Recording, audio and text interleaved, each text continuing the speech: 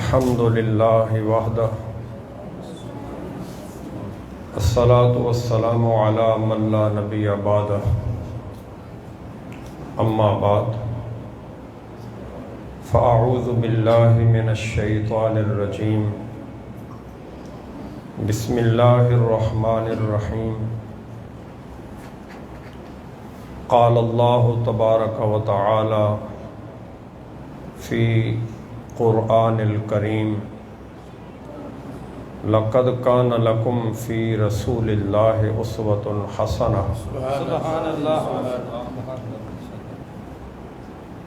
وقال النبی صلی اللہ علیہ وسلم الایمان بضع وسبعون شعبۃ او ستون شعبۃ فافضلها قول لا الہ الا اللہ وادناها اماطۃ الاذی عن الطریق صدق اللہ العظیم الصلاۃ والسلام علیک یا رسول اللہ وعلی آلک واصحابک یا حبیب اللہ ہو نہ یہ پھول تو بلبل کا ترنم بھی نہ ہو یہ نہ پھول تو بلبل کا ترنم بھی نہ ہو چمن دہر میں کلیوں کا تبسم بھی نہ ہو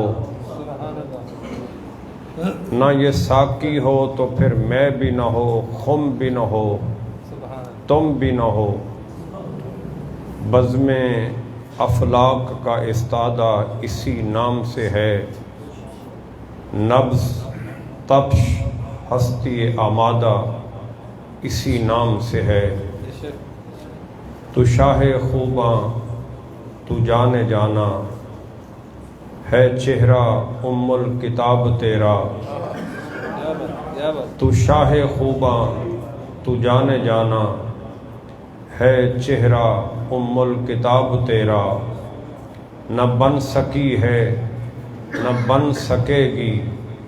مثال تیری جواب تیرا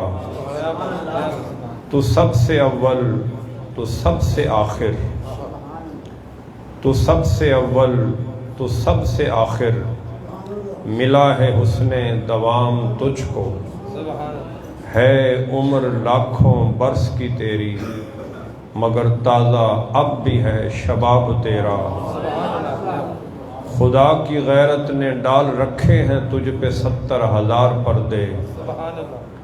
خدا کی غیرت نے ڈال رکھے ہیں تجھ پہ 70,000 پردے بن جاتے یہاں طور لاکھوں جو ایک بھی اٹھ جاتا حجاب تیرا ہے صائم تو بھی عجب انسان خوف محشر سے ہراساں ہے صائم تو بھی عجب انسان خوف محشر سے ہراساں ارے تو جن کی ہے نعت پڑھتا وہی تو لیں گے حساب تیرا لائق صد احترام علماء ذوی الاحتشام مہمانان گرامی قدر میزبان مجلس اللہ نے اپنے فضل و کرم سے زندگی میں ہمیں ایک بار پھر اکٹھے ہو کر محبوب کریم صلی اللہ علیہ وسلم کا تذکرہ کرنے کی سعادت عطا فرمائی ہے این سعادت بزور بازو نیست سعادت مندی طاقت کے بل بوتے پر نہیں ملا کرتی یہ محض اللہ کی عطا ہوتی ہے اللہ جسے چاہتا ہے عطا فرما دیتا ہے ذالک فضل اللہ یؤتیہ من یشاء یہ اللہ کا فضل ہے اللہ جس پہ چاہتا ہے اپنا فضل کرتا ہے زندگی کی گھڑی رواں دواں ہے زندگی کا ہر لمحہ کسی نہ کسی عمل میں مصروف ہے، اور کبھی کیا جانے والا عمل رائیگاں اور بیکار ہوتا ہے، اور کبھی زندگی کے لمحات میں کیا جانے والا عمل کارآمد اور کامیاب ہوتا ہے۔ زندگی کے شب و روز میں ہر لمحے ہم کسی نہ کسی عمل میں مصروف ہیں، زندگی اسی کا نام ہے، لیکن اس مستعار زندگی میں وہ گھڑیاں بڑی کارآمد ہیں اور بڑی قابل قدر ہیں، جن گھڑیوں میں کسی بندہ مومن کو محبوب رب العالمین کی یاد منانے کا موقع مل جائے، اور جنہیں یہ موقع ملتا ہے وہ منتخب لوگ ہوتے ہیں، وہ اللہ کے محبوب لوگ ہوتے ہیں۔ ہر کسی کو یہ موقع اور یہ توفیق نہیں ملتی۔ توفیق محبوب کی یاد منانے کی انہیں ہی ملتی ہے جنہیں محبوب پسند کرتا ہے، وگرنہ دنیا بھری پڑی ہے، محلے آباد ہیں، گھروں میں لوگ آباد ہیں، ایک محلے کی آبادی ہزاروں میں بعض دفعہ لاکھوں میں ہوتی ہے، لیکن محبوب کو چند لوگ پسند آتے ہیں، اور جو پسند آتے ہیں وہ انہیں اپنے پاس بلا لیتا ہے اور کہتا ہے تم میرے پسندیدہ ہو، آؤ میرا تذکرہ کرو تاکہ میری یاد بنا کر تمہیں دنیا میں بھی عزت و شان سے نواز دیا جائے، اور آخرت میں بھی تمہیں سرفرازی اور کامیابی سے ہمکنار کر دیا جائے۔ جو تجھ سے یار پھرتے ہیں یوں ہی در بدر خار پھرتے ہیں، جو محبوب کو یاد کرتے ہیں وہ خار نہیں پھرتے، وہ باوقار پھرتے ہیں۔ تو حاضرین محترم، یہ آپ سمجھ لیں کہ آپ منتخب لوگ ہیں، مختص ہیں،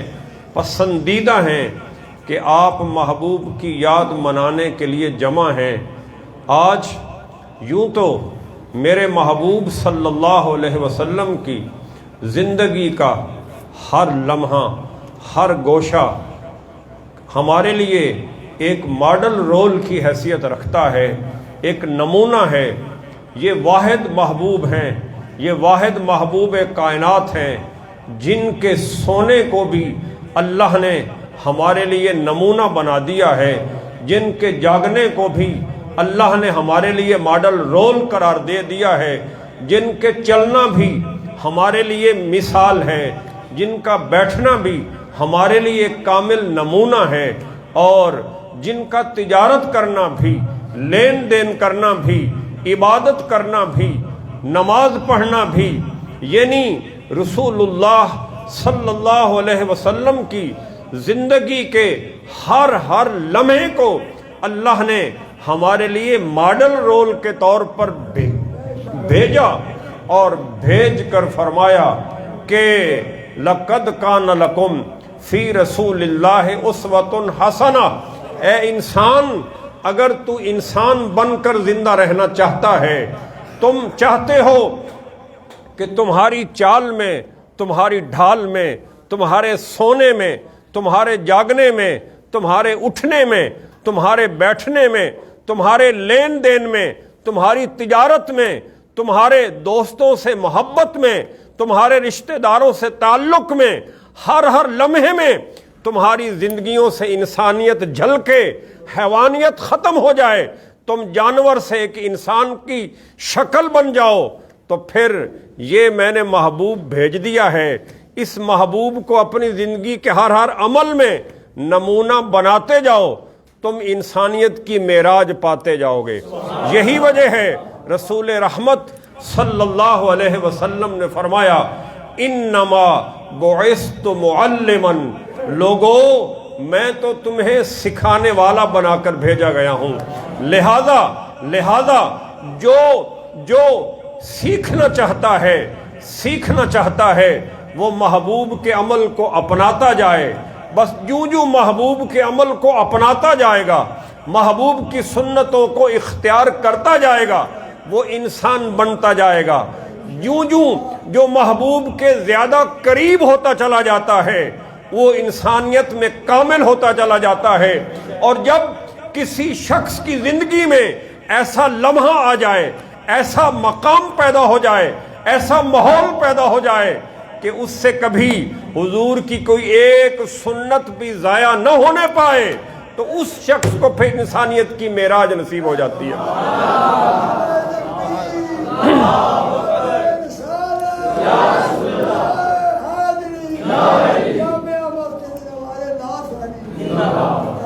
لہذا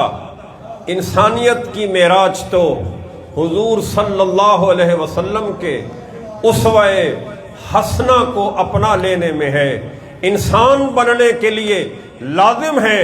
کہ آدمی حضور صلی اللہ علیہ وسلم کی سنتوں کو اختیار کر لے. جو جس قدر حضور صلی اللہ علیہ وسلم کی سنتوں سے دور ہوتا چلا جاتا ہے، یقین کریں وہ اسی قدر انسانیت کے درجے سے نکلتا چلا جاتا ہے. اور خدا نہ خواستہ اگر کسی انسان کی زندگی ایسی ہو جائے کہ اس کی زندگی میں کوئی بھی حضور کی سنت نہ رہے، تو یقین کر لیں وہ چہرے بشرے سے بڑا دھلا دھلا، بڑا اجلا اجلا، بڑا سوٹڈ بوٹڈ، بڑا پڑھا لکھا اور بڑا وہ اعلیٰ دکھائی دے گا، لیکن خدا کے قانون میں، اللہ کے حساب میں وہ انسان سے نکل کر حیوان میں داخل ہو چکا ہے. بظاہر بہت سارے چہرے ہیں جو بظاہر اجلے دکھائی دینے والے، دھلے دھلے دکھائی دینے والے، ستھرے ستھرے دکھائی دینے والے، اللہ کی کتاب میں وہ انسانیت سے نکل کر حیوانیت میں داخل ہو چکے ہوتے ہیں. اور بہت سارے ایسے چہرے ہیں جو میلے میلے ہوتے ہیں، گدلے گدلے ہوتے ہیں، چہرے پر غبار ہوتا ہے، بال غبار آلود ہوتے ہیں، لیکن انسانیت کی معراج کو پا چکے ہوتے ہیں. اسی لیے رسول رحمت صلی اللہ علیہ وسلم نے فرمایا میرے رب کے بندوں میں کچھ ایسے بھی ہیں بظاہر ان کے بال مٹی سے آلودہ، کپڑے میلے کچیلے، لیکن وہ اگر کسی بات پر قسم کھا لے اللہ پہ لازم ہو جاتا ہے ان کا حیا کرتے ہوئے ان کی قسم کو پورا کر دے. تو معیار اجلا ہونا، دھلا دھلا ہونا، سوٹڈ بوٹڈ ہونا، بڑی گاڑی میں ہونا، بڑے گھر میں رہنا، میرے نبی نے معیار انسانیت کا یہ نہیں دیا. قرآن نے انسان بننے کا معیار یہ نہیں دیا کہ گاڑی کس کے پاس کتنی بڑی ہے، سواری کس کے پاس کتنی بڑی ہے، کون بڑے گھر میں رہتا ہے. یہ معیار نہیں ہے انسان بننے کا. معیار ہے محبوب کے طریقے کو اپنا لینے کا، محبوب کی سنتوں کو اختیار کر لینے کا. بندے کے کپڑوں پہ پیوند لگے ہوں، کپڑے میلے کچیلے ہی کیوں نہ ہوں، اگر وہ ہر عمل میں، ہر زندگی کے لمحے میں، ہر گوشے میں، زندگی کے ہر زاویے میں محبوب کی سنت کو اپنائے ہوئے ہے، اللہ کی کتاب میں وہ انسان کامل کے مشابہ ہے. انسان کامل کے مشابہ ہونے کی وجہ سے وہ انسانیت کی معراج کو پانے والا ہے. صرف یہی نہیں ہے اسوہ رسول کہ ہم 5 ٹائم نماز پڑھ لیں، یہی اسوہ رسول نہیں ہے ہم ماہ رمضان آئے تو فرض روزے رکھ لیں، یہی اسوہ رسول نہیں ہے کہ ہم تجارت کر لیں، یہی اسوہ رسول نہیں ہے ہم ملازمت کر لیں، یہی اسوہ رسول نہیں ہے کہ ہم جناب بیوی بچوں کی پرورش کر لیں، والدین کی خدمت کر لیں. نہیں، زندگی کی زیرو سے لے کر زندگی کی اینڈ تک ہر لمحہ محبوب کی سنتوں اور محبوب کے اسوہ حسنہ کے مطابق ہے تو پھر بات بنتی ہے. اور اگر اس میں کچھ کمی ہے تو سمجھ لیجئے پھر ہمارے انسان ہونے میں بھی کچھ کمی ہے۔ تو محبوب کی زندگی کے مختلف گوشوں، مختلف پہلوؤں میں سے آج مجھے جس پہلو پر، جس موضوع پر بات کرنے کا حکم ملا ہے وہ ذرا خشک سا موضوع ہے، وہ لوگوں کی طبیعت کے لیے بوجھل کر دینے والا موضوع ہے۔ میں نے اپنے عزیزوں کو کہا تھا یہ موضوع تو محفل میلاد میں بیان نہیں ہوتا، یہ تو کہیں کانفرنسز میں، کہیں ریسرچ میں تحقیق کرنے والے لوگ یا مدارس اور یونیورسٹیوں میں پڑھانے والے اساتذہ اس کو پڑھا کے کتابوں کی نظر کر دیتے ہیں، رہا عملی طور پہ اس موضوع کا ظاہر ہونا تو اس کا عکس تو کہیں نظر نہیں آتا۔ کہیں ایسا نہ ہو کہ یہ میں بیان کروں تو آپ کے نمازی میرے بھی خلاف ہو جائیں اور آپ کے بھی خلاف ہو جائیں۔ یہ آپ نے مجھے بڑا سخت قسم کا موضوع دیا ہے، سوچ لیں تو فرمانے لگے انتظامیہ کا یہی مشورہ ہے، یہی طبع ہے کہ تربیت کے حوالے سے کوئی بات ہو جائے تو تربیت کی باتیں کبھی کڑوی ہوتی ہیں، کبھی سخت ہوتی ہیں، اور جو کڑوی دوا پی لیا کرتے ہیں، کڑوی دوا کو جو سنبھال لیا کرتے ہیں، علاج انہی کا ہوتا ہے۔ لہذا مجھے جو موضوع دیا میرے حساب سے تو وہ بڑا سخت ہے، اور میلاد کے عنوان سے قائم مجلس میں، محفل میلاد میں بالعموم اسے بیان نہیں کیا جاتا، لیکن دیا گیا۔ میں نے کہا بھی کہ یہ نہ دیجئے، انہوں نے کہا نہیں یہی ہے، تو پھر وہ موضوع محبوب کی زندگی کا تو ہر لمحہ ہمارے لیے نمونہ ہے، اسوہ کامل ہے۔ اس اسوہ کامل کا ایک پہلو وہ ہے جو آج میری گفتگو کا موضوع ہے، اور اس کا عنوان ہے راستے کے حقوق۔ حاضرین محترم، راستہ کسے کہتے ہیں؟ راستہ وہ ہوتا ہے جس کے ذریعے آپ چل کر کسی منزل تک پہنچ پائیں، یعنی راستے سے مراد وہ شے ہے جو آپ کو منزل تک پہنچا دے، اور یہ بڑی کامن، بڑی عام سی چیز ہے۔ راستے کا تعلق دنیا کی زندگی کے لمحے لمحے سے بھی ہے، اور راستے کا تعلق آخرت کی زندگی کے لمحے لمحے سے بھی ہے۔ اسی لیے آپ دیکھیں نا کہ ہم نماز پڑھتے ہیں تو قرآن کریم میں یہ الفاظ سورہ فاتحہ کے ہیں، اہدنا الصراط المستقیم، اے ہمارے رب ہمیں سیدھا راستہ عطا فرما، صراط الذین انعمت علیہم، راستہ ان لوگوں کا جن پر تو نے انعام فرمایا ہے۔ قرآن کریم میں سورۃ فاتحہ میں ہر نمازی کے لیے، ہر نماز کی ہر رکعت میں، چاہے وہ نماز فرض ہے، واجب ہے، سنت ہے، مستحب ہے، ہر رکعت میں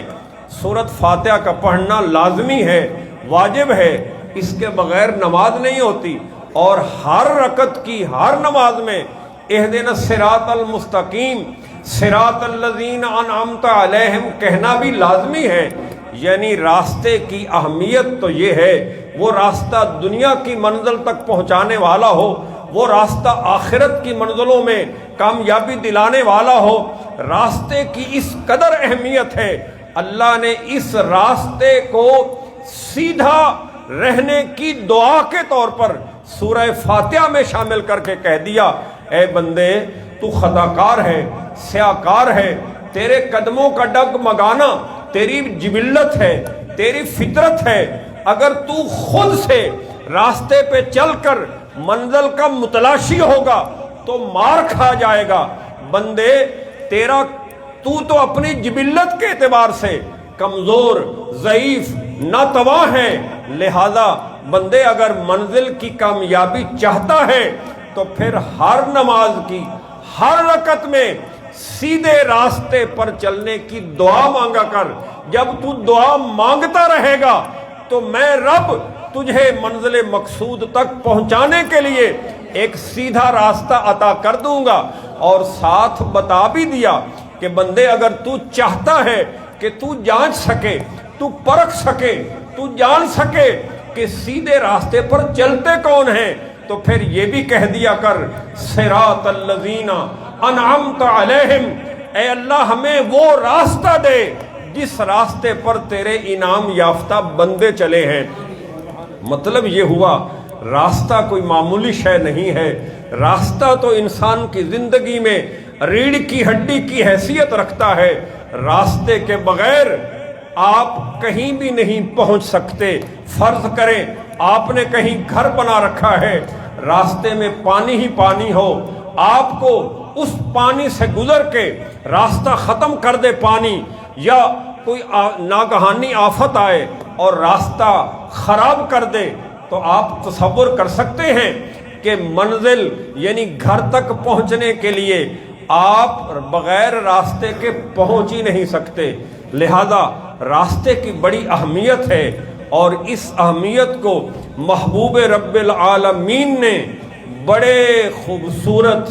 بڑے ہی جامع انداز میں ہمیں سمجھا دیا ہے۔ چاہے راستے کا تعلق دنیا کے سفر سے ہو، چاہے راستے کا تعلق آخرت کے سفر سے ہو، راستے کا تعین کیے بغیر اور راستہ حاصل کیے بغیر منزل نہیں مل سکتی۔ پہلے آپ راستے کا تعین کریں گے، پھر راستہ حاصل کریں گے۔ اگر آپ کو راستہ مل جائے گا تو امید واسق ہے آپ منزل تک پہنچ پائیں گے۔ چاہے آپ کی منزل آخرت کی کامیابی ہو،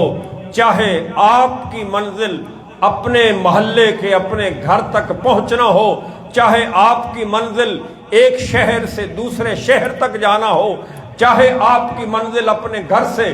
دفتر تک، دکان تک، بازار تک پہنچنا ہو، راستہ آپ پہلے متعین کریں گے اور پھر راستہ حاصل کریں گے۔ اگر آپ نے راستے کے تعین میں غلطی کھا لی پھر بھی آپ منزل نہیں پا سکیں گے، اور اگر آپ کو راستہ ملا ہی نہ تو پھر بھی آپ منزل نہیں پا سکیں گے۔ کتنے سادہ ہیں وہ لوگ، کتنے جھلے اور کتنے احمق نہ کہیں سخت ہو جائے گا، کتنے ہی بھولے بھالے ہیں وہ لوگ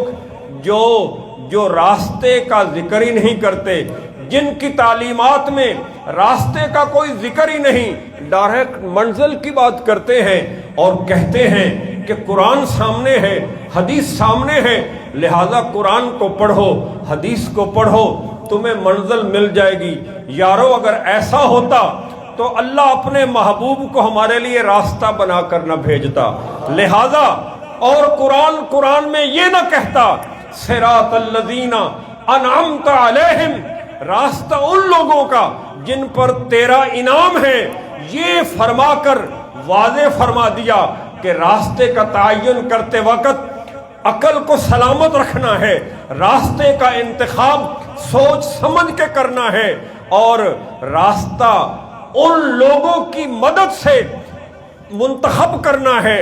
جن کو راستے پہ چلنا آتا ہے، جن کو راستہ دکھانا آتا ہے، اور وہ اللہ کے انعام یافتہ بندے۔ وہ قرآن کہتا ہے وہ کون ہیں، قرآن نے وہ بھی بیان کر دیے، کہا اولئک الذین انعم اللہ علیہم من النبیین والصدیقین والشہداء والصالحین۔ لوگو اگر چاہتے ہو کہ تمہیں صحیح راستہ مل جائے اور ان لوگوں کے راستے پہ چلنا میسر ہو جائے جن کے راستے پہ چل کر تم منزل کو پا سکتے ہو، تو سن لو وہ اللہ کے انعام یافتہ بندے ہیں، وہ نبی ہیں۔ یعنی اگر کسی کو نبی کی صحبت حاصل ہو تو پھر نبی کی صحبت میں بیٹھے، نبی جس راستے پہ چلائے چلتا جائے، وہ منزل کو پا جائے گا۔ اور اگر نبی کا زمانہ گزر چکا، نبی کی زندگی گزر چکی، تو پھر اس کے بعد من النبیین والصدیقین، تو اس کسی صدیقین میں سے کسی صدیق کی صحبت میں بیٹھ جائے، اس کی صحبت میں بیٹھ کے اسے پوچھے کہ بھائی میری منزل یہ ہے، اب راستہ آپ بتا دیں، میں کس راستے پہ چلوں، راستے کا تعین آپ فرما دیں، منزل میری یہ ہے، راستے کا تعین آپ فرمائیں۔ یعنی یا تو راستے کا تعین نبی سے حاصل کریں یا صدیقین سے حاصل کریں، والصدیقین والشہداء، یا شہداء سے حاصل کریں، یا پھر صالحین اللہ کے نیک بندوں سے راستے کا تعین حاصل کریں۔ ان لوگوں نے اگر آپ کو راستہ بتا دیا، مجھے راستہ بتا دیا، تو منزل حاصل ہو جائے گی، وگرنہ ٹامک ٹوئیاں مارتے پھریں گے، بھٹکتے پھریں گے، اور حال یہ ہوگا کہ ساری رات سفر کرتے رہے، سارا دن سفر کرتے رہے، ساری زندگی بھاگتے رہے، لیکن حاصل یہ ہوا جہاں سے چلے تھے وہیں آ کے کھڑے ہو گئے، منزل ہی نہیں ملی۔ تو راستہ بڑی اہم چیز ہے۔ راستے کا تعلق دنیا کے کسی معاملے سے ہو، راستے کا تعلق آخرت کے کسی معاملے سے ہو، راستے کو معمولی مت سمجھیں، راستے کو عام نہ لیں، راستے کا تعین کریں اور سوچ سمجھ کے کریں، اور راستہ بتانے والا، راستہ دکھانے والے کا انتخاب کریں۔ یہ نہیں ہے جو آپ کو جس قسم کے راستے پہ چلائے آپ اسی راستے پر بھاگتے چلے جائیں، ایسے منزل نہیں ملے گی۔ اسی لیے راستے کا تعین آنکھ اور دماغ کھول کر کریں، اور جب راستے کا پتہ چل جائے تو پھر راستہ حاصل بھی کریں۔ اور اگر راستہ مل گیا، راستہ ملتا کیسے ہے؟ جب آپ دنیا کے کسی معاملے میں یا آخرت کے کسی معاملے میں راستہ لے کر دینے والوں کی صحبت میں بیٹھتے ہیں، ان کی صحبت سے آپ کو جیسے راستے کا تعین حاصل ہوتا ہے، راستے کا پتہ چلتا ہے، وہیں آپ کو راستے کے حصول میں بھی آسانی ہو جاتی ہے، اور پھر منزل بڑی جلدی چٹکی میں مل جاتی ہے۔ تو حاضرین محترم، راستہ بڑی اہم چیز ہے۔ اسی لیے رسول اللہ صلی اللہ علیہ وسلم نے راستے کے حوالے سے بڑی معقول، بڑی جامع اور بڑی واضح تعلیمات ارشاد فرمائی ہیں۔ وہ ہیں دنیا کے حوالے سے بھی اور آخرت کے حوالے سے بھی۔ دنیا کے حوالے سے ظاہر ہے پہلے دنیا ہے، آخرت بعد میں ہے، تو آج کوشش کریں گے کہ دنیا کے حوالے سے راستے کے جو آداب ہیں، راستے کے جو حقوق ہیں، ان کو بیان کر لیا جائے، اور اگر ہو سکا تو آخرت کے راستے پہ چلنے کے جو آداب ہیں اور جو آخرت کے راستے کے حقوق ہیں ان کو بیان کر لیا جائے۔ جس قدر ممکن ہوا میں کوشش کروں گا کہ آپ تک پہنچا سکوں۔ مجھے یہ بھی کہا گیا کہ جناب 10 بجے تک ٹائم ہے، تو دیکھیں گے جب آپ تھک جائیں گے تو میں اسی وقت اپنی گفتگو کو سمیٹ لوں گا، کیونکہ مجھے زبردستی سنانا نہیں آتا۔ ذوق اور شوق اور یہ محبت کا پیغام ہوتا ہے، اہل محبت کو دیا کرتا ہوں، اور اگر کوئی پسند نہ کرے تو ہمیں بھی اپنی بات زبردستی سنانے کا کوئی شوق نہیں ہے۔ تو آئیے گفتگو کا آغاز کرتے ہیں۔ یہ چند منٹ تمہیدی گفتگو تھی راستے کے حوالے سے۔ حاضرین محترم، راستے کا پہلا حق رسول اللہ صلی اللہ علیہ وسلم کی اس حدیث مبارکہ میں یوں بیان ہوا ہے: اجعلوا الطریق 7 اذرع، راستہ بنایا کرو 7 گز۔ 7 گز کتنے ہوتے ہیں؟ یہاں کوئی کپڑے کے تاجر بھی بیٹھے ہوں گے، ان سے پوچھ سکتے ہیں۔ 1 گز تقریباً آج کل 3 فٹ کا ہوتا ہے، تو 7 کو 3 سے ملٹیپلائی کریں تو 21 فٹ بنتا ہے۔ فرمان عالی شان نبی کریم صلی اللہ علیہ وسلم نے ہمارے لیے دنیا کے حساب سے، زمین کے حساب سے، زمین پر چلنے کے اعتبار سے راستے کا حق متعین کرتے ہوئے فرمایا کہ جب تم ایک جگہ سے دوسری جگہ پہنچنے کے لیے، ایک منزل سے دوسری منزل تک جانے کے لیے زمین کے ایک حصے سے دوسرے حصے تک پہنچنے کے لیے راستہ رکھنا چاہو، اس راستے کو چھوڑنا چاہو، راستے کے لیے زمین رکھنا چاہو، تو فرمایا سن لو، اجعلوا الطریق سبعۃ اذرع، کم از کم ایک جگہ سے دوسری جگہ، ایک گھر سے دوسرے گھر، ایک منزل سے دوسری منزل، زمین کے ایک حصے سے دوسرے حصے تک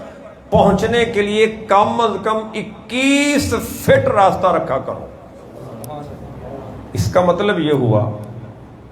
کہ اسلام کا مزاج وسعت والا ہے، تنگی والا نہیں ہے۔ یہ جو 2-2 فٹ کی گلیاں ہمیں ہندوؤں کے دور کے پرانے گھروں سے ملتی ہیں اور سکھوں کے دور کی یہاں وہ ہمارے پرانے شہروں میں جو گلیاں ملتی ہیں، یہ ہندوانہ مزاج ہے، تنگ دلی کا مظہر ہے، تنگی کا مظہر ہے۔ اسلام تو وسعت کا دین ہے اور راستہ بڑی ریڑھ کی ہڈی ہے کی حیثیت رکھتا ہے انسانی معاشرت میں، انسانی زندگی میں۔ لہذا رسول اللہ صلی اللہ علیہ وسلم نے واضح فرما دیا کہ ایک جگہ سے دوسری جگہ پہنچنا چاہتے ہو اور اس کے لیے راستہ رکھنا چاہتے ہو تو کم از کم 21 فٹ تو رکھو۔ لہذا آج جہاں 21 فٹ نظر نہیں آتے تو سمجھ لیجئے وہ میرے نبی کی سنت کے مطابق نہیں ہے، وہ میرے نبی کی سنت کے مطابق نہیں ہے۔ ان کی معاشرت کہتے ہیں رہن سہن کو، معاشرت کا یہ پہلو، یہ حصہ سنت نبوی سے خالی اور محروم ہے۔ یہ پہلا حق ہے راستے کا کہ جب آپ نے راستہ رکھنا ہو زمین میں تو کم از کم 21 فٹ رکھنا چاہیے۔ اس سے کم ہماری کوئی سڑک، کوئی گلی، کوئی پگ ڈنڈی نہیں ہونی چاہیے کہ اس سے کم ہوگی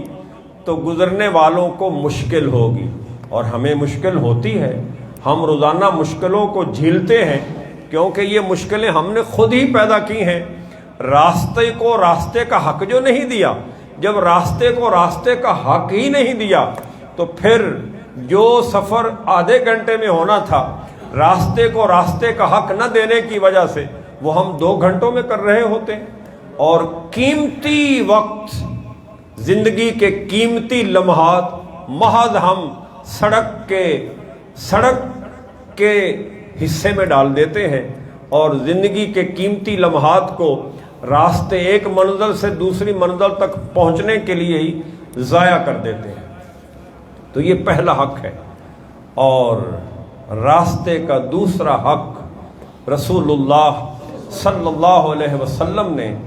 ان الفاظ میں بیان فرمایا الایمان بدع و70 شعبۃ او 60 شعبۃ فافضلها قول لا الہ الا اللہ وادناها اماطۃ الاذى من الطریق۔ رسول اللہ صلی اللہ علیہ وسلم نے فرمایا ایمان کے 70 سے زائد شعبے ہیں، یا ایمان کے 70 سے زائد درجے ہیں۔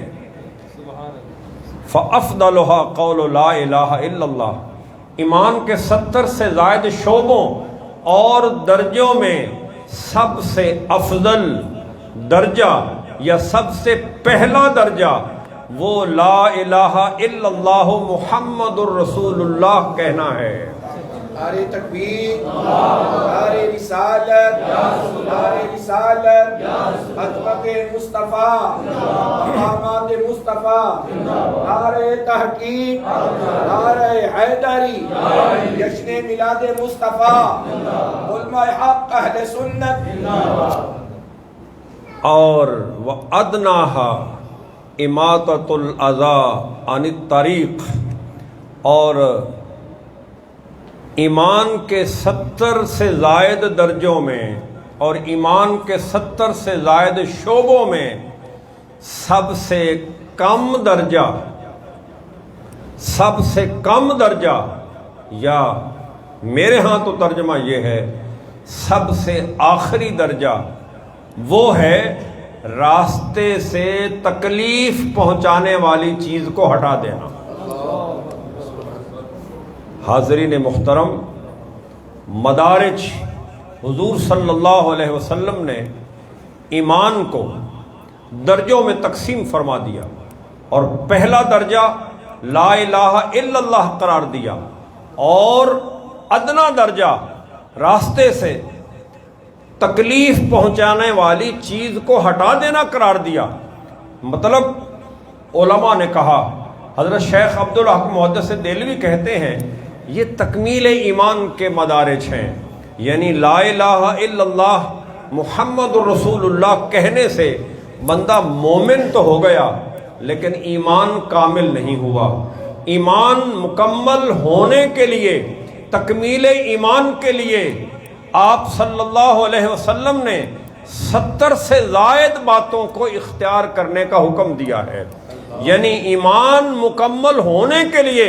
70 سے زائد باتیں درکار ہیں۔ اس میں نماز بھی ہے، اس میں روزہ بھی ہے، اس میں حج بھی ہے، اس میں زکوٰۃ بھی ہے، اس میں ملازمت بھی ہے، تجارت بھی ہے، رشتہ داروں کے حقوق بھی ہیں، اولاد کے حقوق بھی ہیں، والدین کے حقوق بھی ہیں، دوستوں کے حقوق بھی ہیں۔ یہ ساری چیزیں یہ 70 سے زائد ہیں، اور جو کوئی شخص ان باتوں کو اختیار کرتا چلا جاتا ہے، یعنی اگر کسی کو آج اسلام لانے کی توفیق نصیب ہوئی ہے، کسی کو آج کلمہ پڑھنے کی توفیق نصیب ہوئی ہے، تو کلمہ پڑھتے ہی وہ مومن ہو گیا، لیکن کلمہ پڑھنے کے ساتھ اگر وہ نماز شروع کر دیتا ہے تو اس کے ایمان کا ایک درجہ بلند ہو گیا۔ جب روزے آئے اس نے روزے رکھنے شروع کر دیے تو ایمان کا دوسرا درجہ حاصل ہو گیا۔ اگر اس نے بیوی سے شادی کی ہے، بیوی کے حقوق ادا کیے تو تیسرا درجہ حاصل ہو گیا۔ اگر اس کے دوست و احباب ہیں، دوست و احباب کے حقوق ادا کیے تو چوتھا درجہ۔ ایسے ہی تجارت میں اگر وہ اسلامی تعلیمات کو ملحوظ رکھے تو 5واں درجہ۔ اگر نوکری ملازمت میں وہ اسلام کو ملحوظ رکھے تو اگلا درجہ۔ یوں جیسے جیسے وہ ان اسلامی باتوں پر عمل کرتا چلا جائے گا، اس کا ایمان تکمیل کی جانب بڑھتا چلا جائے گا، حتیٰ کہ جس کی زندگی میں ساری نبی کی سنتیں جمع ہو جائیں گی اس کا ایمان کامل ہو جائے گا۔ اور حضور صلی اللہ علیہ وسلم نے راستے کو اہمیت اس قدر عطا فرما دی ہے کہ آپ نے راستے سے تکلیف دینے والی چیز کو ہٹا دینے کو تکمیل ایمان کا ذریعہ بنا دیا ہے۔ یعنی اگر کوئی شخص راستے سے کانٹا ہٹا دیتا ہے، پڑا ہوا پتھر ہٹا دیتا ہے، راستے کو ٹھیک کر دیتا ہے، تو گویا ایمان مکمل کرنے میں اس نے ایک حصہ حاصل کر لیا ہے۔ اور اگر کوئی شخص، جیسے کہ ہماری عادت ہے، ہم راستوں میں کوڑا ڈال دیتے ہیں، کانٹے پھینک دیتے ہیں، راستوں میں کھدائی کر کے راستے کا ستیہ ناش کر دیتے ہیں، تو جو بندے یہ کرتے ہیں وہ اس کے برعکس، یعنی راستے سے تکلیف دہ چیز کو ہٹانا یہ تو تکمیل ایمان کا باعث ہوا۔ اور اگر آپ اور میں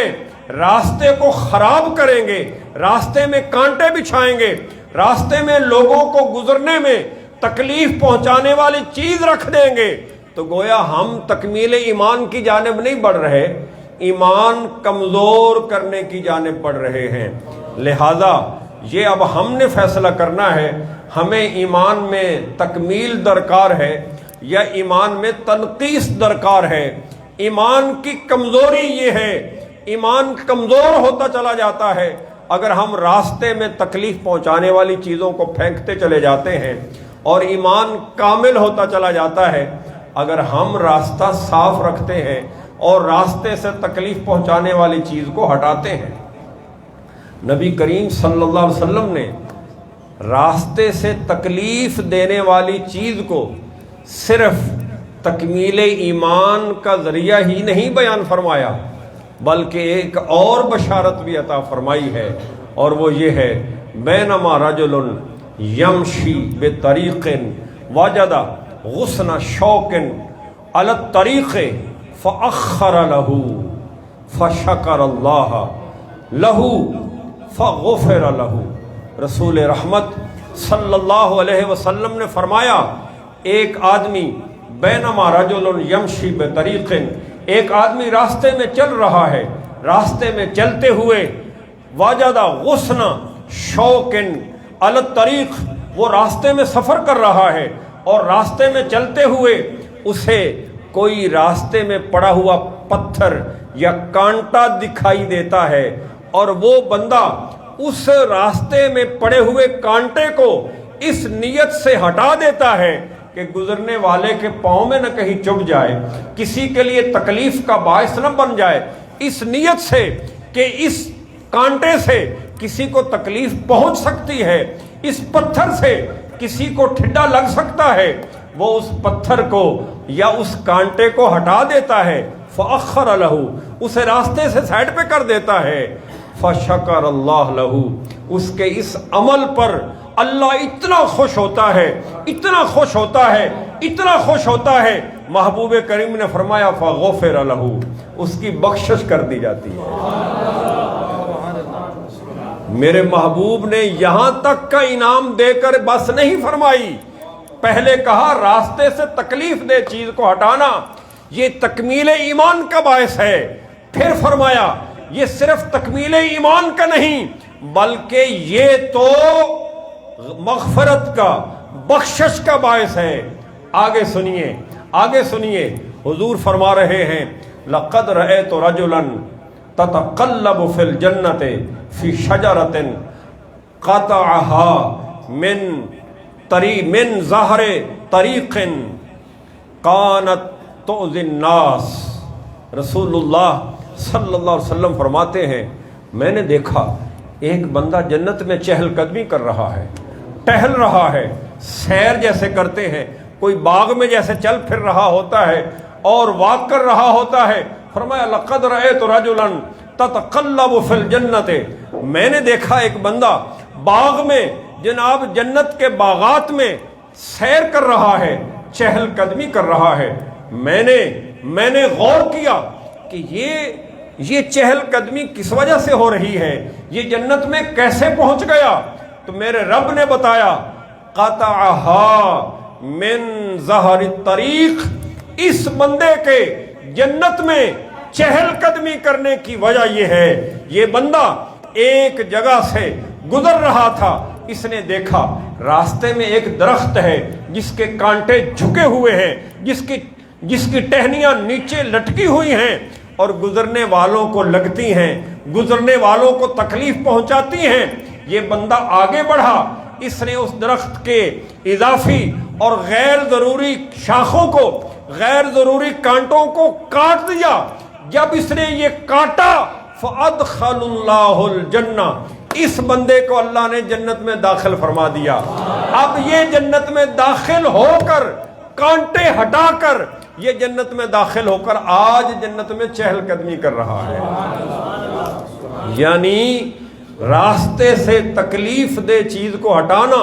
نہ صرف تکمیل ایمان کا باعث ہے، نہ صرف بخشش و مغفرت کا باعث ہے، بلکہ میرے محبوب نے تو راستے کا حق بیان کرتے ہوئے، راستے کا ادب بیان کرتے ہوئے، راستے کی شان اور شوکت کو اور راستے کی اہمیت کو بیان کرتے ہوئے کہا جو راستے سے تکلیف دہ چیز کو ہٹاتا ہے وہ اپنے ایمان کے درجوں میں ایک درجے کو پاتا ہے اور اپنے ایمان میں وہ بخشش و مغفرت کو حاصل کرتا ہے اور اپنے ایمان میں وہ جنت کا مستحق ہو جاتا ہے۔ بلکہ میرے محبوب نے یہی بس نہیں فرمایا، ایک اور حدیث ابو داؤد شریف کی ہے، اس میں فرمایا لم یعمل خیرا قط اما اماتۃ من شجرۃ او اماتۃ الاذی فادخلہ اللہ الجنہ۔ حضور فرماتے ہیں ایک بندے کو میں نے دیکھا، یہ لمبی حدیث ہے، میں نے چند الفاظ آپ کے سامنے رکھے ہیں۔ حضور صلی اللہ علیہ وسلم کہتے ہیں میں نے دیکھا ایک بندہ جنت میں سیر کر رہا ہے، جنت میں چل پھر رہا ہے، میں نے دیکھا اس کا تو کوئی عمل ہے ہی نہیں جو جنت میں اس کو پہنچا دیتا، یہ پھر بھی جنت میں پھر رہا ہے، اس کا تو کوئی نیک عمل تھا ہی نہیں، یہ تو جنت میں جانے کے لائق ہی نہیں تھا، یہ پھر بھی جنت میں ہے۔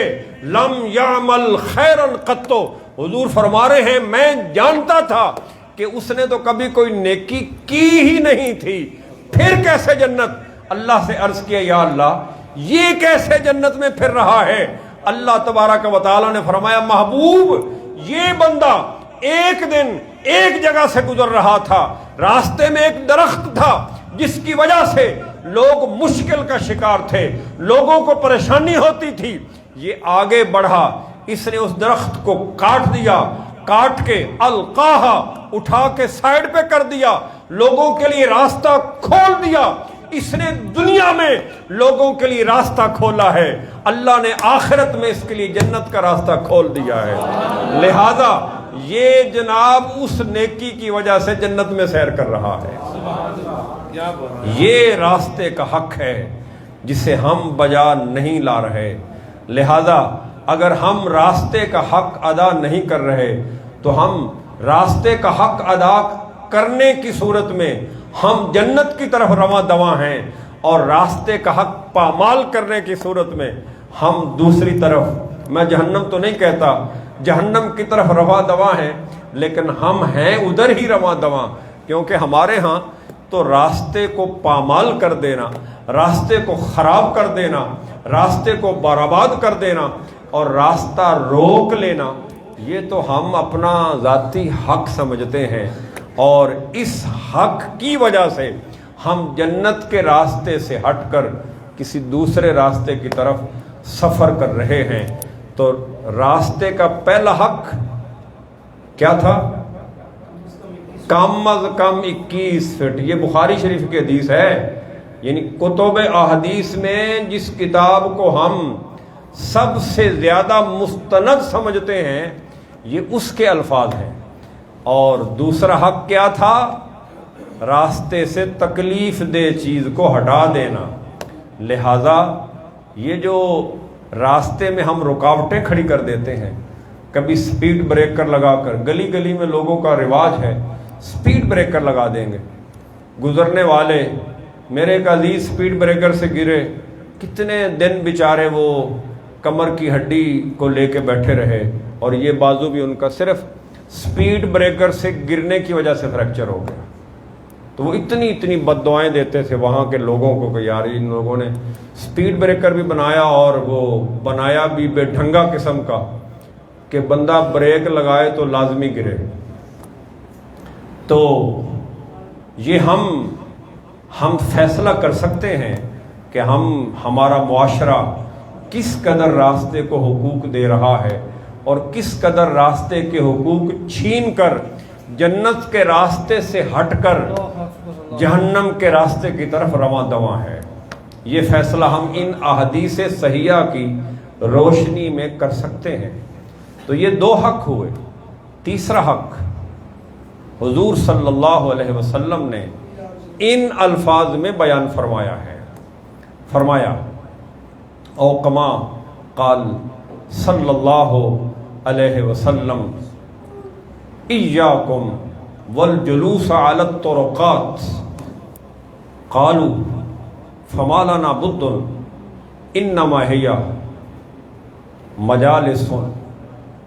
نتحدث فیہا قال فاذا ابیتم الا المجالس فاعطوا الطریق حقها قالوا وما الطریق حقها یا رسول اللہ قال غض البصر وکف الاذى ورد السلام وامر بالمعروف ونہی عن المنکر۔ یہ اگلا حق اور اگلا ادب ہے، 2 ہم بیان کر چکے، اب آپ گنتے رہیں، مجھے گنتی یاد نہیں رہے گی۔ تو اس حدیث کا معنی یہ ہے، فرمایا ایاکم والجلوس علی الطرقات، لوگو راستوں میں بیٹھنے سے بچو، یعنی راستوں میں نہ بیٹھا کرو، یہ مجلسیں لگا کر، ڈیرے جما کر، ٹولیاں بنا کر راستوں میں بیٹھنے والوں کو حضور صلی اللہ علیہ وسلم نے فرمایا ایاکم والجلوس علی الطرقات، راستوں میں مت بیٹھا کرو۔ جب آپ نے یہ بات ارشاد فرمائی، قالو، صحابہ نے کہا، مالانا بدن، یا رسول اللہ یہ تو ہمارے لیے بہت ضروری ہے، راستے میں بیٹھنا تو ہمارے لیے بعض اوقات ضروری ہوتا ہے۔ انما ہی مجالسنا تتحدث فیہا، کہ ان راستوں میں ہم مجلسیں لگاتے ہیں جن پہ بیٹھ کے ہم باتیں کرتے ہیں آپس میں۔ جب صحابہ نے یہ بات کہی، فرمایا فَإِذَا أَبِيتُمْ إِلَّا الْمَجَالِسَ، اگر تمہارا راستے میں مجلس لگا کر بیٹھنا ضروری ہے، یعنی تم یہ سمجھتے ہو کہ یہ بہت ضروری ہے، اس کے بغیر گزارا نہیں ہے، قال فَأْتُوا الطَّرِيقَ حَقَّهَا، پھر راستے کو اس کا حق دے دیا کرو۔ قالوا مَا الطَّرِيقُ حَقَّهَا یا رسول اللہ، یا رسول اللہ راستے کا بھی حق ہوتا ہے؟ فرمایا ہاں، راستے کا بھی حق ہوتا ہے۔ یا رسول اللہ پھر بتائیے راستے کا حق کیا ہے، کیا حق ہے راستے کا؟ فرمایا راستے کا حق یہ ہے، جب تم سمجھو کہ راستے میں بیٹھنا ہمارے لیے ضروری ہے، اس کے بغیر ہمارا چارہ کار نہیں ہے، تو پھر جب کبھی مجبوری میں تمہیں راستے میں بیٹھنا پڑے، غض البصر، نگاہیں جھکا کے بیٹھا کرو۔ یہاں تو بیٹھا ہی نگاہیں پھاڑ پھاڑ کے دیکھنے کے لیے جاتا ہے، یہاں تو نظر بازی کرنے کے لیے گلیوں میں کھڑا ہوا جاتا ہے، یہ دیکھنے کے لیے کہ کون کہاں جا رہا ہے۔ راستے میں مجلسیں لگائی ہی اس لیے جاتی ہیں، یہ دیکھنے کے لیے کہ کس کی بہن، بیٹی اور ماں کہاں جا رہی ہے، کس لباس میں جا رہی ہے، کس چال میں جا رہی ہے، تاکہ ہم اس پہ آوازیں کر سکیں، ہم اس پہ تبصرے کر سکیں، ہم اس کے بارے میں باتیں کر سکیں۔ ہم تو بیٹھتے ہی اس لیے ہیں۔ حضور فرما رہے ہیں اگر مجبوری میں تمہیں بیٹھنا بھی پڑے، یعنی تمہارے گھروں میں گنجائش کم ہو اور تم سمجھو کہ اب گھر میں اتنے لوگ نہیں جمع ہو سکتے، تو راستے میں بیٹھنا ہے، تو پھر راستے کو اس کا حق دو۔ راستے کا پہلا حق اس حدیث میں حضور نے کیا بیان فرمایا؟ غض البصر، نگاہ کو جھکا کے، نگاہیں نیچی رکھ کے بیٹھا کرو۔ پتہ ہے کہ یہ راستے سے لوگوں نے گزرنا ہے، تو ذہن خود بخود ہی چلا جائے گا کہ یہ حضرت آج کدھر جا رہے ہیں، اور شیطان پھر دل میں، ذہن میں کوئی الٹی بات ہی ڈالے گا کہ یہ لگتا ہے مولوی صاحب کسی ختم پہ جا رہے ہیں، یہ لڑکا لگتا ہے یہ جناب اپنی فلاں سہیلی کو ملنے جا رہا ہے، وہ بیچارہ بھلے نماز پڑھنے جا رہا ہو، اور مولوی صاحب بھلے وہ جناب والدین کی زیارت کو جا رہے ہو، لیکن ذہن، شیطان ذہن میں الٹی بات ہی ڈالے گا۔ لہذا کتنی خوبصورت بات فرمائی کہ تم نگاہ ہی نیچی رکھو، تمہیں پتہ ہی نہ ہو کون گزرا ہے، اور جب تمہیں پتہ ہی نہ ہوگا تو تمہارا ذہن اس پہ غلط تبصرہ بھی نہیں کرے گا، اور غلط تبصرہ کر کے اپنا نامہ عمل خراب بھی نہیں کرے گا۔ اور اگر گزرنے والی خاتون، کوئی بہن، بیٹی، کوئی ماں گزر رہی ہے، تمہاری نگاہیں نیچے ہوں گی تو پھر وہ سہولت کے ساتھ گزر جائے گی، وگرنہ وہ جھجکے گی، وہ بڑی ایک مجبوری کی حالت میں، جو غیرت مند بچی، بیٹی، بہن ہے، ماں ہے، وہ ناپسندیدگی کی صورت میں مجبوری میں گزرے گی، اچھا نہیں سمجھے گی۔ اور نگاہیں اگر نیچی ہوں گی تو وہ کہے گی کہ یہ باحیا لوگ بیٹھے ہیں، مجھے ان کے نگاہوں کے تیروں کے لگنے کا کوئی خطرہ نہیں ہے۔ نگاہ کے تیر تو حقیقی جو تیر ہے نا، اس سے بھی زیادہ سخت ہے۔ حضور صلی اللہ علیہ وسلم نے فرمایا نگاہ کے تیر سے بچو، کہ یہ جو حقیقت میں بنا ہوا تیر ہے وہ کسی کو لگے اس سے بچنا ممکن ہے، اور لگنے والے کا زخم مندمل ہو سکتا ہے، لیکن نگاہ کے تیر سے جو زخم دل پہ ہوتا ہے وہ مندمل نہیں ہوتا۔ اس لیے فرمایا غض البصر، نگاہ جھکا کے بیٹھو اگر مجبوری میں بیٹھنا بھی پڑے، اور کف الاذی، تکلیف دہ کام کرنے سے رک جاؤ، کوئی ایسی حرکت نہ کرو راستے میں کہ جس سے گزرنے والے کو تکلیف پہنچے۔ اگر مجبوری میں بیٹھنا بھی پڑے تو ایسی حرکت نہ کرو کہ گزرنے والا تکلیف میں مبتلا ہو کے گزرے، گزرنے والوں کو تکلیف مت پہنچاؤ۔ تو ہم تو راستے میں بیٹھتے ہی نظر بازی کرنے کے لیے ہیں اور لوگوں کو تکلیف پہنچانے کے لیے۔ حضور فرما رہے ہیں راستے سے تکلیف دہ چیز کو ہٹا دو۔ ہم بازاروں میں دکانوں کے آگے تھڑے بنا کے بیٹھتے ہیں، ہم بازاروں میں ریڑیاں لگا کے کھڑے ہوتے ہیں، اور بڑے عجیب لوگ ہیں ہم کہ جناب گاڑی روڈ کے اوپر پارک کر کے باتیں کر رہے ہوتے، روڈ کے اوپر کھڑی ہے گاڑی، عوام گزر رہی ہے، لیکن صاحب کو کوئی پرواہ نہیں، صاحب اپنی گاڑی کے نشے میں کہ میں اچھی گاڑی میں بیٹھا ہوں، مجال ہے کسی کی کوئی جناب مجھے کہے کہ حضرت سائڈ پہ کھڑے ہو جائیں؟ نہیں، ہم بالکل بیچ روڈ کے گاڑی کھڑی کر کے گپیں کر رہے ہیں۔ تو یہ راستے کا حق مارا جا رہا ہے، اور یہ جنت کے راستے کی طرف سفر نہ ہوا، یہ ادھر سفر ہوا۔ تو فرمایا غض البصر، نگاہ کو نیچے رکھو، کف الاذی، اور تکلیف دینے سے رک جاؤ، اور آگے فرمایا رد السلام، گزرنے والا اگر تمہیں کوئی سلام کہہ دے تو جواب بھی دیا کرو، تاکہ وہ سمجھے کہ مجھے یہاں امن ہے۔ کیونکہ سلام اصل میں اعلان ہے، جب کوئی مومن السلام علیکم کہتا ہے تو اس کا مطلب یہ ہے کہ بھائی میری طرف سے تمہیں کوئی تکلیف نہیں پہنچے گی، اور جب کوئی وعلیکم السلام کہتا ہے تو وہ بھی یہی کہتا ہے کہ اگر آپ کی طرف سے میں امن میں ہوں تو پھر آپ مطمئن رہے آپ میری طرف سے بھی امن میں ہیں۔ یہ سلام اس لیے مشروع ہوا ہے، لہذا یہ اگلا ادب ہے کف الاذی، رد السلام، اور آخر میں کیا فرمایا؟ امر بالمعروف ونہی عن المنکر، اگر راستے میں بیٹھنا مجبوری ہو تو نیکی کا حکم ہونا چاہیے اور برائی سے روکا جانا چاہیے۔ تو ہم تو الٹ کر رہے ہوتے ہیں۔ تو مجھے اشارہ مل گیا ہے کہ ٹائم ہو گیا ہے، تو اس لیے میرا خیال ہے اتنا کافی ہے۔ اللہ میری اور آپ کی حاضری قبول فرمائے۔ ویسے ابھی تو 2 ہی باتیں بیان ہوئی ہیں، چلیں زندہ رہے تو پھر کبھی صحیح۔ وآخر دعوانا ان الحمدللہ رب العالمین۔